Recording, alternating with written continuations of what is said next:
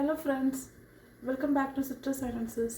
இன்னைக்கு நம்ம working woman bachelors இவங்க எல்லாத்துக்கும் ஃப்ரெண்ட்லியான ஒரு நான்வெஜ் ரெசிபி தான் பார்க்க போகிறோம். இந்த நான்வெஜ் ரெசிபி ஒரு மட்டன் கிரேவி, ரொம்ப குயிக்காக எந்த மசாலாவும் அரைக்காமல் எதுவும் நம்ம வறுக்காமல் ரோஸ்ட் பண்ணாமல் சிம்பிளாக பண்ண போகிற ஒரு கிரேவி. யார் வேணால் இது பண்ணலாம். இப்போ நாம் இதுக்கு கோகனட் ஆயில் தான் நான் எடுத்திருக்கேன். கோகனட் ஆயிலும் நல்லா ஹீட் பண்ணியாச்சு, கொஞ்சம் நிறைய எடுத்திருக்கேன். ஸோ இதில் வெறுமனையாக வேறு எந்த மசாலாஸும் ஆட் பண்ணல, நீங்களே பார்க்கலாம். வெறும் பட்டை கிராம்பு இந்த ரெண்டு மட்டும்தான் நம்ம கொஞ்சம் எடுத்துருக்கோம். இவ்வளோதான். இதை உள்ளே போட்டுடலாம்.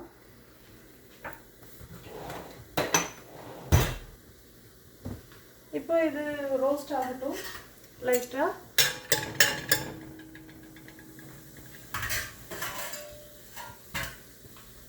இப்போ ஒரே ஒரு வெங்காயத்தை நான் வெட்டி வச்சுருக்கேன். அது ஒரு மீடியம் சைஸ் வெங்காயம். ஸோ அந்த வெங்காயத்தை ஆட் பண்ணிடலாம்.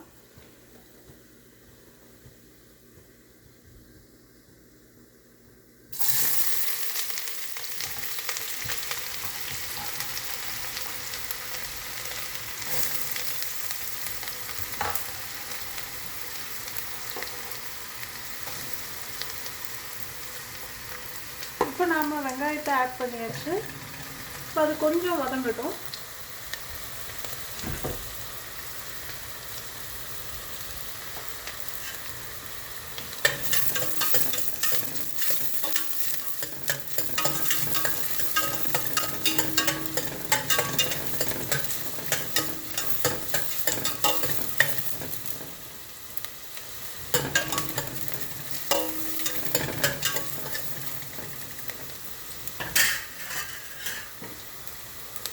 இதுக்கு நீங்கள் அரைக்கணும்னு நீங்கள் ஃபீல் பண்ணிங்கன்னா ஒன்று தான். அது என்னென்னா ஜிஞ்சர் கார்லிக் பேஸ்ட்.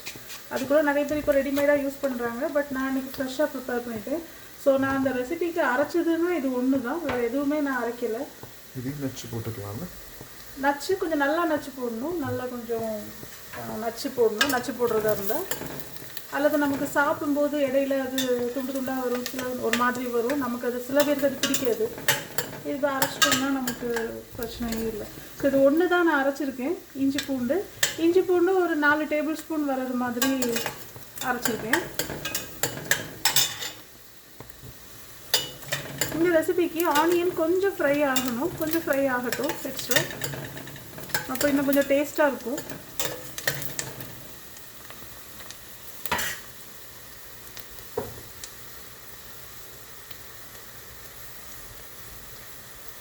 இது ஒரு 750 grams to 800 grams உள்ள மட்டன்.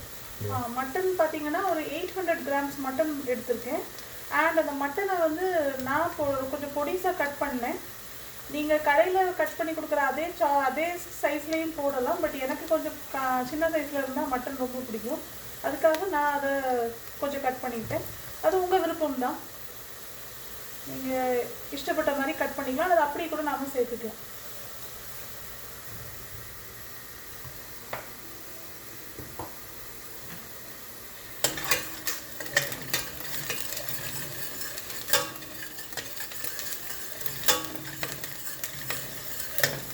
ஆக்சுவலி உண்மையாகவே இந்த ரெசிபிக்கு ஜிஞ்சர் கார்லிக் பேஸ்ட் கூட தேவை கிடையாது.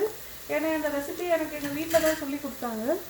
நான் மேரேஜ் முடிஞ்சு வரும்போது எனக்கு குயிக்காக பண்ணுறதுக்காக இது அவங்க தான் சொல்லி கொடுத்தாங்க. நான் இனிஷியல் ஸ்டேஜஸில் இதில் ஜிஞ்சர் கார்லிக் பேஸ்ட் கூட போட்டதே கிடையாது, போடாமல் தான் பண்ணியிருக்கேன். ஆக்சுவலி போடாமல் பண்ணாலே ரொம்ப எம்மியாக இருக்கும். இப்போ தான் நான் சரி அந்த ஒன்று மட்டும் ஆட் பண்ணுறேன், ஜிஞ்சர் கார்லிக். ஸோ உங்களுக்கு டைம் இல்லைன்னா நீங்கள் ஜிஞ்சர் கார்லிக் பேஸ்ட் கூட இந்த ரெசிபிக்கு ஸ்கிப் பண்ணிடலாம். ஒன்றுமே அதில் தெரியாது. போடாமல் இருந்தாலும் ஈக்குவலி டெலிஷியஸாக தான் இருக்கும். உங்களுக்கு டைம் இருக்குன்னா நீங்கள் அதை செஞ்சு ஆட் பண்ணுங்கள். இந்த ரெசிபிக்கு ஜிஞ்சர் கார்லிக் பேஸ்ட் ஆப்ஷனல் தான்.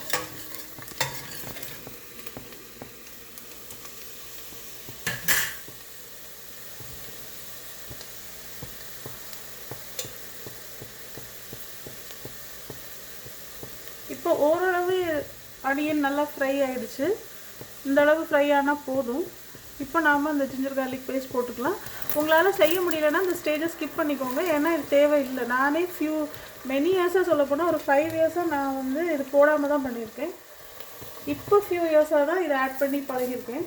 பிஃபோர்லாம் இதை ஆட் பண்ண மாட்டேன். நான் டைரெக்டாக மசாலாஸ் போட்டு மட்டன் போட்டுருவேன்.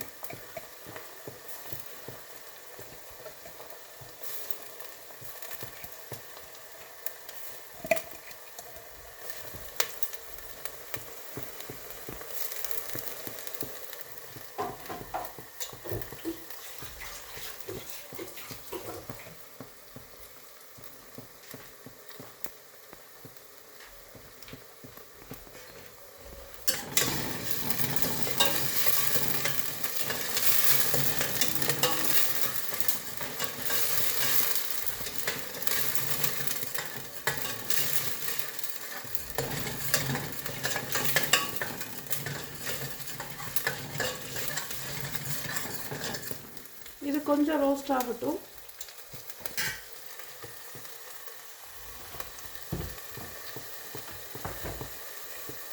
நான் மட்டனை இந்த சைஸில் கட் பண்ணி வச்சுருக்கேன், சின்ன சின்னதாக.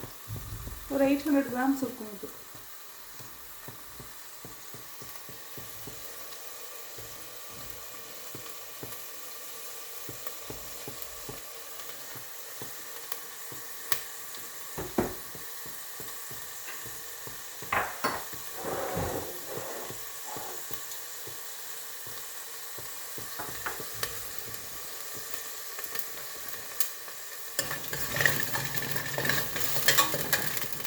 இப்போ நாம மசாலாஸ் ஆட் பண்ணிடலாம். இது வந்து பச்சை ஸ்மெல் போகிறது வரைக்கும் வதக்கணும், அதுதான். ஆமாம்,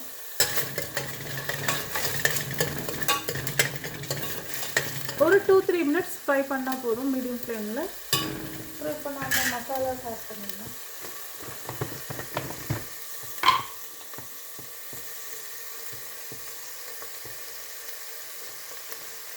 chilli powder,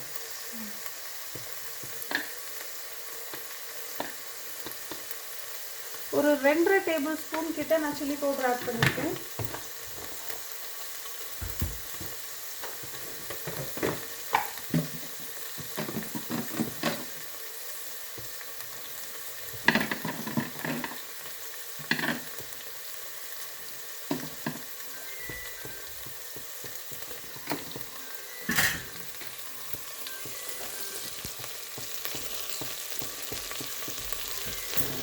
so chilli powder and coriander powder இது ரெண்டையும் நல்லா மிக்ஸ் பண்ணிக்கலாம். இப்போ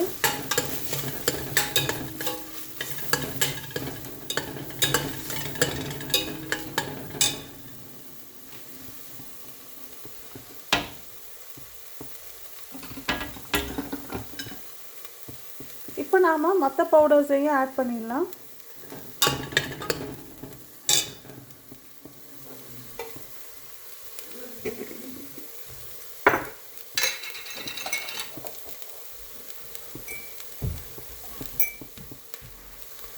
இப்போ இந்த ஸ்டேஜில் நம்ம கொஞ்சம் ஆயில் ஆட் பண்ணிக்கலாம். இந்த ரெசிபிக்கு கொஞ்சம் ஆயில் எக்ஸ்ட்ரா இருந்தால் நல்லாயிருக்கும். நான் கோகோனட் ஆயில் தான் ஆட் பண்ணியிருக்கேன். இப்போ நாம் மஞ்சத்தூள் ஆட் பண்ணிடலாம். 1 டேபிள் ஸ்பூன் கிட்ட மஞ்சத்தூள்,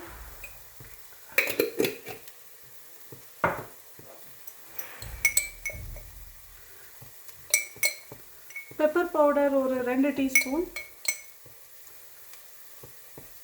கொஞ்சமாக வேணால் போட்டுக்கோங்க. அண்ட் ஜீரகத்தூள் 1 டேபிள் ஸ்பூன் கிட்ட போட்டிருக்கேன். அண்ட் இதில் கரம் மசாலா கம்பல்சரி கிடையாது, உங்ககிட்ட இருந்தால் மட்டும் ஆட் பண்ணுங்கள், இல்லைன்னா விட்டுருங்க. கரம் மசாலா ஆட் பண்ணணுன்னே இல்லை, இவ்வளோ மசாலாஸே போதும். இந்த மசாலாஸ் ரோஸ்ட் பண்ணும்போது நான் இப்போ ஃப்ளேம் ஆஃப் பண்ணிட்டேன், ஏன்னா கறி ஆரம்பிச்சிடும். அதனால் இந்த மசாலாஸ் போடும்போது கொஞ்சம் கேர்ஃபுல்லாக பண்ணுங்கள், இல்லைன்னா எல்லாம் தீஞ்சு போயிடும். கரம் மசாலா நான் ஆட் பண்ணுறேன், உங்கள்கிட்ட இருந்தால் மட்டும் ஆட் பண்ணுங்கள், இல்லைன்னா விட்டுருங்க. ஒரு 2 டீஸ்பூன் கணக்கில் ஆட் பண்ணிக்கோங்க இருந்துச்சுன்னா. இது நான் வீட்டிலே பண்ணது தான், கடையில் வாங்கலை, இது வீட்டில் நான் செஞ்சது தான். ஸோ இப்போ இதை நல்லா ரோஸ்ட் பண்ணிடுங்க.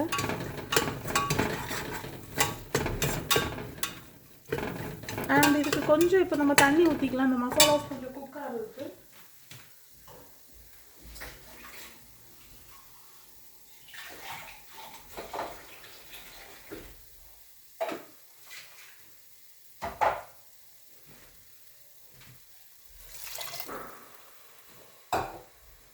இப்போ நான் திருப்பி ஃப்ளேம் ஆன் பண்ணிக்கிறேன். இப்போ இது கொஞ்சம் நல்லா இந்த மசாலா கொஞ்சம் வேகட்டும்.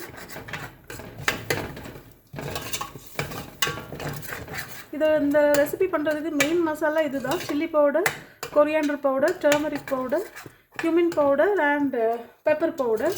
இதில் main ingredient chilli powder and coriander powder தான் கொஞ்சம் நிறைய போடுவோம். மற்ற எல்லாமே நம்ம கம்மியாக கொஞ்சமாக ஆட் பண்ணிக்கிட்டால் போதும், மற்ற 3 பவுடர்ஸும். அண்ட் கரம் மசாலா ஆப்ஷனல் தான், இருந்தால் போட்டுக்கோங்க, இல்லைன்னா நீங்கள் ஸ்கிப் பண்ணிடலாம். இதால் டேஸ்ட் ஒன்றும் மாறாது, இல்லை அப்படி தான் இருக்கும். ஸோ இது கொஞ்சம் வேகட்டும் இந்த மசாலா.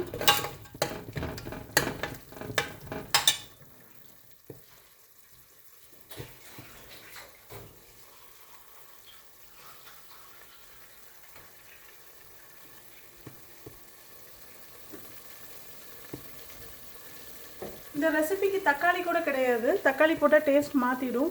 நான் ட்ரை பண்ணியிருக்கேன் பிஃபோர். ஸோ தக்காளி இந்த ரெசிபிக்கு தக்காளி தேவையில்லை. ஸோ நீங்கள் அதை வதக்க வேண்டிய அவசியமும் கிடையாது. ஆயில் பிரிஞ்சு வந்துடுச்சுன்னா வைக்கணும். பார்த்தீங்களா, நல்லா வதங்கிடுச்சு, ஆயிலும் தனித்தனியாக வர ஆரம்பிச்சிட்டு. இப்போ நாம் மட்டன் பீசஸ் ஆட் பண்ணிடலாம்.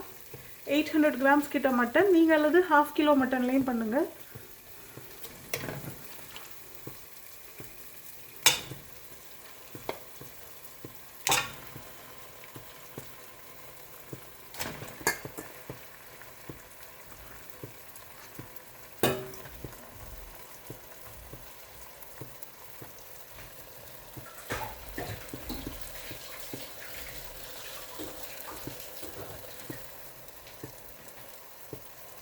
இப்போ இந்த மட்டன் கொஞ்சம் நல்லா ரோஸ்ட் ஆகணும், கொஞ்சம் நேரம் வெயிட் பண்ணணும், உடனே நம்ம தண்ணி ஊற்றக்கூடாது. ஒரு 5 மினிட்ஸாவது இதை நம்ம கொஞ்சம் சாட் பண்ணணும். இந்த டைமில் உப்பு ஆட் பண்ணிக்கலாம் நம்ம.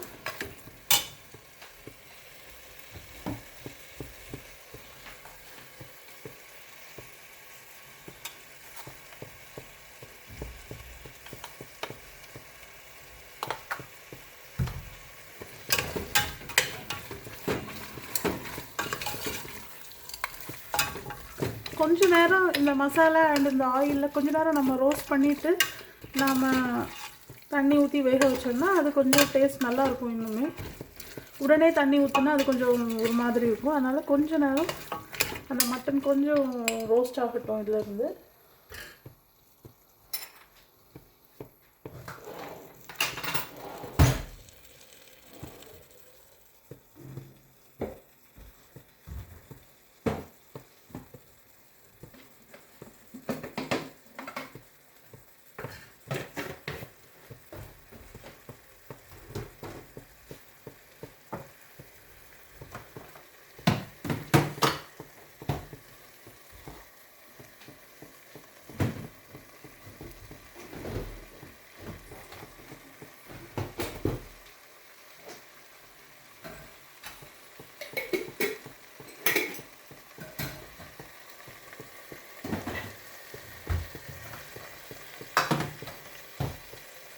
இந்த ரெசிபி பெஸ்ட் பார்த்தீங்கன்னா ரைஸ்க்கு ரொம்ப நல்லாயிருக்கும். அப்புறம் பார்த்தீங்கன்னா சப்பாத்தி, இந்த ரெண்டுக்குமே ரொம்ப நல்லாயிருக்கும். ரைஸுக்கு இது கூட எதுவுமே தேவையில்லை, ரைஸும் இந்த மட்டன் கிரேவி வச்சு சாப்பிட்டுக்கலாம். இதுக்கு நீங்கள் வேறு ஏதாவது எக்ஸ்ட்ரா பண்ணுறதா இருந்தால் ஒரு அப்பளம் மட்டும் பொரிச்சிக்கோங்க, ரொம்ப நல்லாயிருக்கும். ரைஸ், மட்டன் கிரேவி அண்ட் இந்த அப்பளம் காம்போ செம்ம காம்போ. ஸோ அதை வேணால் ட்ரை பண்ணுங்கள். அப்போ டைம் இருந்தால் ஒரு அப்பளம் பொரிச்சிக்கோங்க கூட, ரொம்ப நல்லாயிருக்கும்.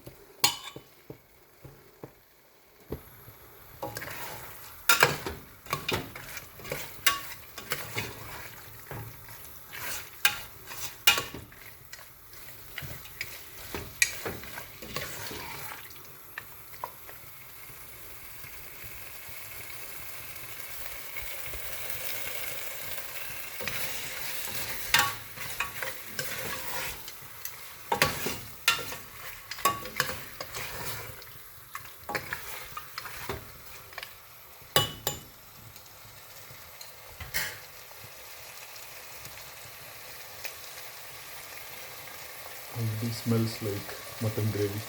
ஆல்ரெடி என் ஹஸ்பண்ட் மட்டன் ஃப்ளேவர்ஸ் வந்துடுச்சு, மட்டன் ஸ்மெல் அடிக்குன்னு சொல்ல ஆரம்பிச்சிட்டாங்க.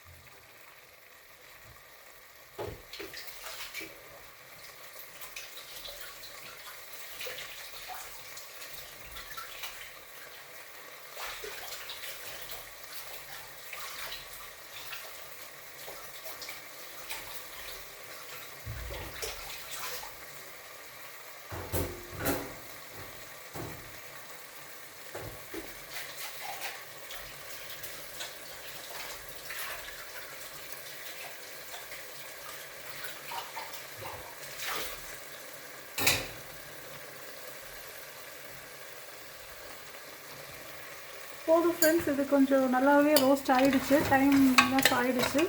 இங்கே பார்த்தீங்களா அந்த ஆயிலெலாம் இப்படி மேலே வர ஆரம்பிச்சிட்டு ஒரு ஓரத்தில் நமக்கு ஆயில் தனியாக தெரியுது.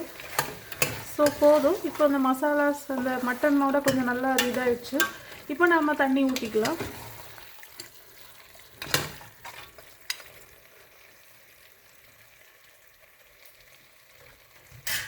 இப்போ நான் 1 கப் தண்ணி ஊற்றுனேன். உப்பும் செக் பண்ணிட்டேன், உப்பு கரெக்டாக இருக்குது.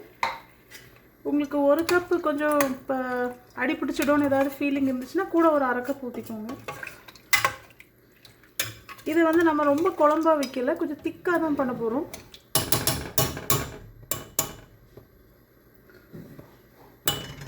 ஸோ அதனால் கொஞ்சம் நம்ம தண்ணி கொஞ்சம் கம்மியாக தான் வைக்க போகிறோம்.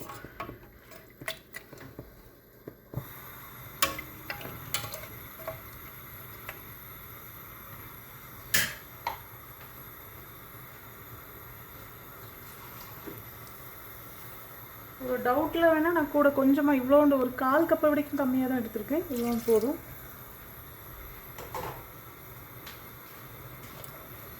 ஸோ இப்போ இது ஒரு கொதி வந்தோடனே நாம் குக்கரை மூடிடலாம்.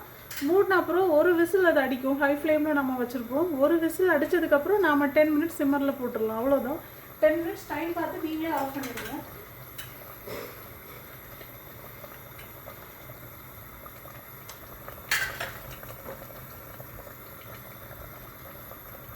சைட்ஸில் பபுள் வந்துட்டு மேபி சென்டரில் பபுள் வந்தோடனே மூடிடலாம்ல. இப்போவே மூடிடலாம், ஒன்றும் பிரச்சனை இல்லை. இப்போ நான் குக்கரை மூடிடுறேன். அவ்வளோதான். இப்போ இது நீ விசில் அடிக்கும். விசில் அடித்த உடனே சிம்மரில் போட்டுருங்க. ஃபுல் சிம்மரில் போட்டு 10 மினிட்ஸ் டைம் பார்த்து நீங்கள் ஆஃப் பண்ணிவிடுங்க. இதுக்கப்புறம் நம்ம எக்ஸஸ் வாட்டர் இருந்துச்சுன்னா நாம் அதை என்ன பண்ணணும்னா லைட்டாக இவாப்ரேட் ஆக விட்டுறணும். ஒன்ஸ் இந்த மட்டன் ரெடி ஆனதுக்கப்புறம் நான் லைட்டாக இவாப்ரேட் பண்ண விட்டு கொஞ்சமாக மல்லி இலை உங்ககிட்ட இருந்தால் போடுங்க, அல்லது அதையும் ஸ்கிப் பண்ணிடலாம். மல்லி இலையும் கம்பல்சரி இல்லை, அப்படியே எடுத்து சாப்பிட வேண்டியதுதான். உங்களுக்கு கொஞ்சம் வாட்டரியாக இருக்குது அப்படின்னு ஃபீல் பண்ணிங்கன்னா ஒரு 5 மினிட்ஸ் வச்சா போதும், அது திக்காயிடும். இல்லை ஆல்ரெடி திக்காகவே இருக்குன்னா அப்படியே நீங்கள் சாப்பிட வேண்டியதுதான். ஓகே ஃப்ரெண்ட்ஸ், இப்போ இது குக்கரில் ரெடி ஆகி இது எப்படி இருக்குன்னு உங்களுக்கு நான் நெக்ஸ்ட் வீடியோவில் காட்டுறேன். பாய். என்னோடய வீடியோஸ்லாம் பிடிச்சா kindly like, share and subscribe பண்ணுங்கள். Thank you friends.